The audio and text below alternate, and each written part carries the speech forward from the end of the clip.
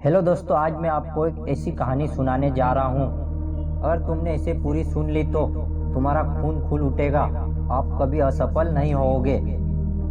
पूरी दुनिया में पक्षियों की 10,000 से भी ज़्यादा प्रजाति पाई जाती है। सभी के वही दो पंजे, दो पंख और एक गर्दन होती है। लेकिन इन्हीं में से एक ऐसा पक्षी है जिसकी एक अलग ही पहचान है, जो आसमान का सीना चीर के हजारों मीटर ऊपर 120 किलोमीटर घंटों की रफ्तार से उड़ता है, जो खुद के कई गुना अधिक वजन के शिकार को भी अपने पंजों में दबोचकर उड़ जाता है। और इसीलिए उसे पक्षियों का राजा कहा जाता है, जिसे हम बाज के नाम से जानते हैं। और अगर एक बाज इतना ऊंचा मुकाम हासिल करता है अपनी ट्रेनिंग और अपनी पुनर्जन्म की वजह से, अगर तुमको भी इस दुनिया में एक मुकाम हासिल करना चाहते हैं तो एक बाज बनने का पूरा सफ़र तुमको जानना बहुत ज़रूरी है। क्योंकि 20 से 30 की उम्र तक आने के बाद भी लोगों को रिस्क लेने से डर लगता है, लेकिन एक बाज के जीवन की शुरुआत ही रिस्क से होती है। जिस उम्र में बाकी पक्षियों के बच्चे सिर्फ चींची करना सीखते हैं, उसी उम्र में एक बाज अपने बच्चों को पंजों में दबोचकर हजारों मीटर आसमान की ऊंचाइयों में उड़ जाती है, उसे यह बताने के लिए कि तेरा जन्म आसमान का सीना चीर के सबसे ऊपर उड़ने के लिए हुआ है। तेरा जन्म पक्षियों का राजा बनने के लिए हुआ है। जमीन से हजारों मीटर ऊपर ले जाकर मादा बाज अपने पंजों से उसे छोड़ देती है, और यहीं से शुरू होती है उसकी हाई रिस्क ट्रेनिंग। वो चूजा जमीन की तरफ तेजी से गिरने लगता है। थोड़ा नीचे आता है तो उसके पंख खुलने लगते हैं। नीचे आते आते वो अपने पंख फड़फड़ाने लगता है, बट वो अभी तक उड़ा नहीं है। वो जमीन से कुछ ही ऊपर होता है। ऐसा लगता है कि कुछ ही सेकंड में उसका जीवन समाप्त हो जाएगा। लेकिन अचानक एक पंजा उसे अपने गिरफ्त में लेता है और वह वापस आसमान में उड़ जाता है।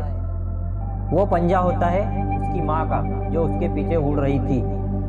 उसकी ये ट्रेनिंग तब तक चलती रहती है जब तक वो उड़ना नहीं सीख जाता है। इतनी हाई रिस्क ट्रेनिंग होने के बाद इस दुनिया का वह एक बाज कहलाता है।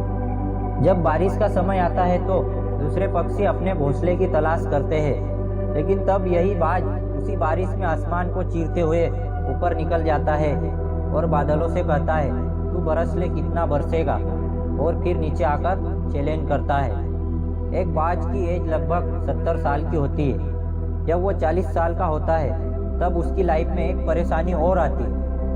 वो परेशानी जिंदगी में मौत बनकर आती है, जो तुम्हारी परेशानियों की तुलना में तो बहुत बड़ी होती है। क्योंकि 40 साल की उम्र में बाज की चोंच इतनी मुड़ जाती है कि उसे शिकार निकलने में बहुत पीड़ा होती है। उसके पंख भारी हो जाते हैं, छाती से चिपकने लगते हैं, जिससे उसका उड़ना बहुत मुश्किल हो जाता है। उसके पंजे लंबे और लचीले हो जाते हैं, जिससे वो शिकार को सही से नहीं पकड़ पाता।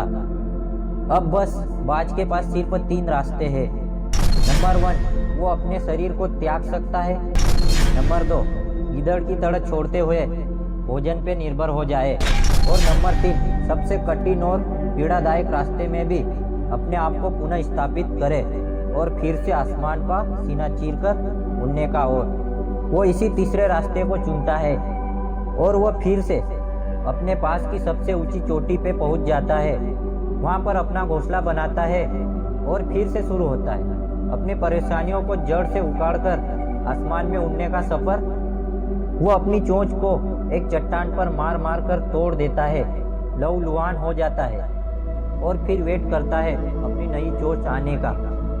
उसके बाद अपनी नई चोंच से अपने पंजों को काट देता है और फिर वेट करता है। नए पंजों को ऊँग आने के बाद वो अपने एक एक पंख को अपने शरीर से अलग करता है और फिर वेट करता है। नए पंख ऊँग आते हैं और इस प्रक्रिया में करीबन 5 से 6 महीने की होती है। इन 5 से 6 महीनों की कड़ी तपस्या से एक बाज का पुनर्जन्म होता है। वो फिर से तैयार हो जाता है आसमान का सीना चीरकर उड़ने के लिए। जो 3 रास्ते बाज के पास थे, वही 3 रास्ते तुम्हारे पास भी होते हैं। लेकिन कुछ लोग पहले रास्ते को चुनते हैं और परेशानियों के तले दबकर सुसाइड कर लेते हैं। ज़्यादातर तो लोग दूसरे रास्ते को चुनते हैं। जैसे ही कोई परेशानियों का बोझ पड़ता है तो वो अपने लक्ष्य को छोड़कर एक नॉर्मल लाइफ जीने लगता है और फिर अपने आप को जिंदगी भर कोसता रहता है। लेकिन तीसरे रास्ते में वो लोग होते हैं जो इस परेशानियों, दुख, दर्द, पीड़ा को लात मारकर अपनी मेहनत के दम पर बाज की तरह आसमान की बुलंदियों को छूता है। बाज की यह ट्रेनिंग हमें बहुत बड़ी सीख देती है कि अगर रिस्क लेना पड़े तो लो। अपनी फील्ड में अपने आप को इतना ट्रेन कर लो कि उस फील्ड में आपसे ऊपर उड़ने के बारे में सोचकर लोगों के पसीने छूट जाए, तभी आप अपनी फील्ड के बादशाह बनोगे। दोस्तों, आपको वीडियो कैसा लगा है कमेंट सेक्शन में ज़रूर बताएं और ऐसे ही वीडियो देखने के लिए हमारे चैनल को लाइक, शेयर, सब्सक्राइब जरूर करें। मिलते हैं अगले वीडियो में। जय हिंद, जय भारत।